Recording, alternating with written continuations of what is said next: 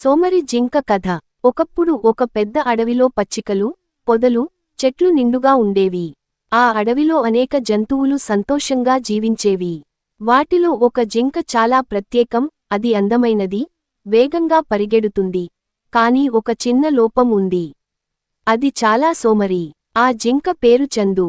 చందు తిండి తినడమే తనకు పని అని అనుకునేది. అడవిలో మిగతా జింకలు పగలు పచ్చిక గడ్డి కోసం తిరిగి, రాత్రి జాగ్రత్తగా మృగాల నుండి తప్పించుకునే ప్రయత్నం చేసేవి. కాని చందు మాత్రం ఎప్పుడూ చెట్ల నీడలో పడి నిద్రపోవడం, తినడం, మళ్లీ పడుకోవడమే చేసేది. అడవిలో మిగతా జంతువుల జీవనం. అదే అడవిలో కుందేళ్లు గాజరాలు, వేరుశెనగలు కోసం తవ్వుతూనే ఉండేవి. కోతులు పండ్ల కోసం చెట్టు మీదకి ఎక్కి, ఆడుతూ పాడుతూ రోజంతా గడిపేవి. పక్షులు గూళ్లలో గింజలు దాచేవి. ఇంతేకాదు, చీమలు కూడా చిన్న చిన్న ఆహారం ముక్కలు మోసుకుని తమ గూడు నింపుకునేవి. ప్రతి జంతువు శ్రమతో జీవనాన్ని కొనసాగిస్తుండగా, చందు మాత్రం ఎందుకు అంత కష్టపడాలి? అడవిలో గడ్డి ఎక్కడా తక్కువ అవ్వదు. తినటానికి ఎప్పుడూ దొరుకుతూనే ఉంటుంది. కష్టపడటం అంటే మూర్ఖత్వం అని అనుకునేది. ఒకరోజు చందు స్నేహితుడు మణి అనే జింక వచ్చి చెప్పాడు. చందు, నువ్వు ఇలా రోజంతా నిద్రపోతూ ఉండకూడదు. ఎప్పుడైనా మృగం వస్తే వెంటనే పరిగెత్తడానికి అలవాటు కావాలి. లేకుంటే ప్రమాదం తప్పదు. చందు జవాబిచ్చింది. అయ్యో, నా కాళ్ళు ఎంత బలంగా ఉన్నాయో నీకు తెలుసా?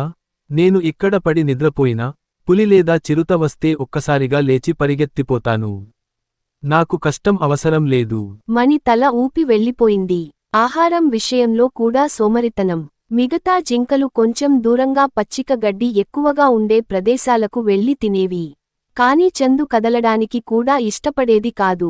దగ్గరలో ఉన్న చిన్న గడ్డి ముక్కలు తినేసి, మిగిలింది లేకపోయినా అక్కడే కూర్చునేది. కొన్నిసార్లు ఆకలిగా ఉన్నా కూడా, ఇంత దూరం నడవడం ఎందుకు, ఇక్కడే ఎప్పుడో గడ్డి పెరుగుతుంది అని అనుకుంటూ పొట్టకోసమే సహించేది. ఒకరోజు రాత్రి, అడవిలో చిరుత దాక్కుని వేటాడటానికి వచ్చింది. జింకల గుంపు దూరంగా గడ్డి తింటూ ఉండగా, ఒక్కసారిగా దాని వాసన పసిగట్టి అప్రమత్తమయింది. అన్నీ వెంటనే పరుగెత్తాయి. కాని చందు మాత్రం దగ్గరలోని చెట్టు క్రింద మత్తుగా నిద్రపోతూ ఉంది. చిరుత దగ్గరికి వచ్చేసరికి, అది గమనించి లేచింది.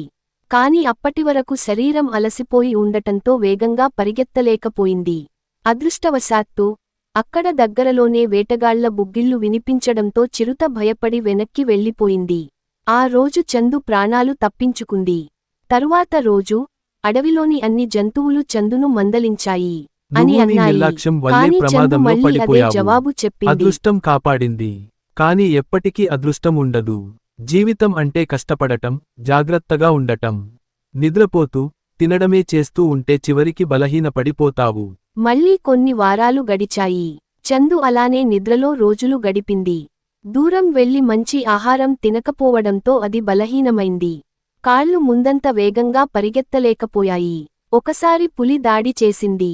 జింకల గుంపంతా దూరంగా పారిపోయింది. చందు కూడా లేచి పరిగెత్తింది.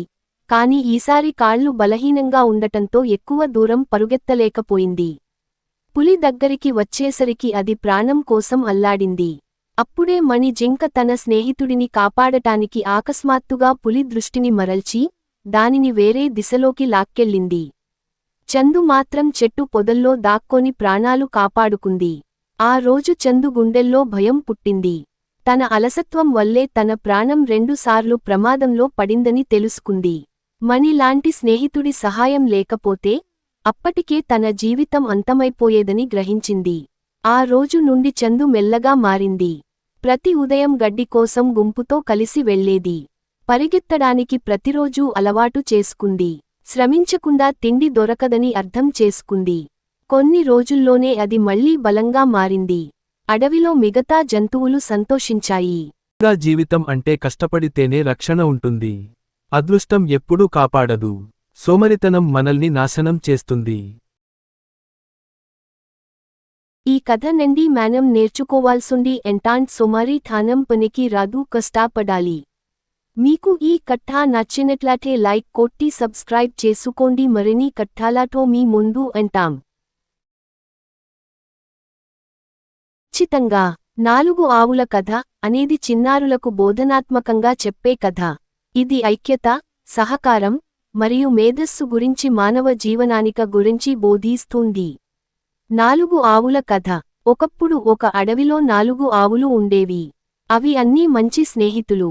అవి నలుగురూ కలసి అడవిలోని మైదానంలో ఉండేవి. అవి ఎప్పుడూ కలిసి తిరిగేవి, కలిసి మేత తినేవి, కలిసి విశ్రాంతి తీసుకునేవి. ఎవరికైనా ఎలాంటి ప్రమాదం వచ్చినా మిగతావాళ్లు వెంటనే సహాయం చేసేవారు. ఆ ఆవులు ఇలా కలిసి ఉండటాన్ని చూసి ఆ అడవిలో ఉండే ఒక పులికి అసూయ కలిగింది. ఆ పులికి ఎప్పుడో ఆ ఆవులను తినాలనే కోరిక ఉండేది. కాని అవి ఎప్పుడూ కలిసే ఉండటం వలన పులి ఏం చేయలేకపోయింది. ఒకరోజు పులి తనకు తానే అనుకుంది, ఈ 4 ఎప్పుడూ కలిసి తిరుగుతున్నారు. వీళ్లను విడగొడితే గాని వీళ్లలో ఒకదానిని తినలేను. ఒకేసారి నలుగురిని ఎదుర్కోవడం సాధ్యం కాదు. ముందు వీళ్ల మధ్య స్నేహాన్ని కూల్చాలి. అందుకోసం పులి ఒక బుద్ధిమంతమైన వ్యూహం వేసింది. అది ఒక రోజు ఒక ఆవును పక్కకు పిలిచి ఇలా చెప్పింది, గ్రేటర్ దేన్, అమ్మా ఆవు, నీకు తెలుసా, మిగతా ఆవులు నిన్ను వెక్కిరిస్తున్నాయి. నువ్వు మేత తినే విధానం చూసి వాళ్లు నవ్వుకుంటున్నారు. ఆ ఆవుకి ఇది నమ్మలేకపోయినా కొంత సందేహం వచ్చింది.